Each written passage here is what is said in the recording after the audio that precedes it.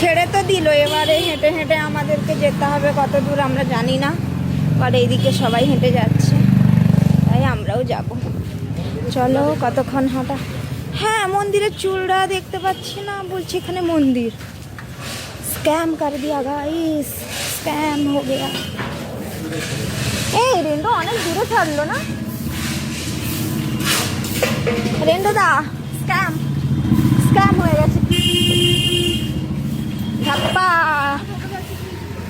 মন্দিরের চূড়া দেখতে পেয়েছি ভাবি। জগন্নাথ জগন্নাথ ফাইনালি যেটার জন্যে আসা সেটার আমরা অনেক দূর থেকে দেখতে পাচ্ছি। So I am very excited for Jagannath temple.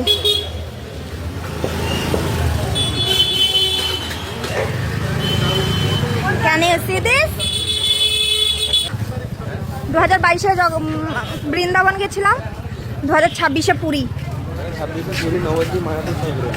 2026-এ অনেক কিছু টার্গেট আছে। রেন্টুদার, আমার না, রেন্টুদার। হ্যাঁ, পৌঁছে গেছি আমরা। বাস ভগবানের দর্শন হয়ে যাক।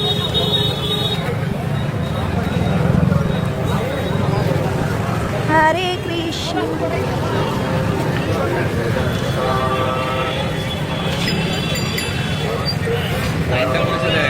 কোথায় রে?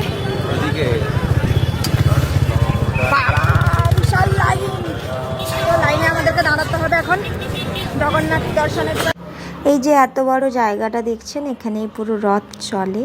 আর এখন তো ভিড় আছেই, আষাঢ় মাসে যখন রথযাত্রা হয় তখন আরও ভিড় হয়, সবাই তো দেখেইছেন। তো এখন আমরা ব্যাগ, ফোন সব কিছু জমা দিয়ে দেব, কারণ এবারে আমাদেরকে মন্দিরে ঠাকুরের দর্শন করতে হবে আর সব কিছু জমা নিয়ে নেবে। দেখা হচ্ছে পরে আবার। এই অবস্থা হয়ে গেছে এখন। জগন্নাথ মন্দিরের মধ্যে গিয়েছিলাম, একটা দুল পড়ে গেছে মন্দিরের ভেতরেই ঠাকুর দর্শন করতে গিয়ে, আর একটা দুল আছে। সবার হালত খারাপ। আমরা এতক্ষণে মন্দির থেকে বেরিয়েছি, বেরিয়ে এবার একটু রুমে যাব। কিছু ফটোই তোলা হলো না, গরম।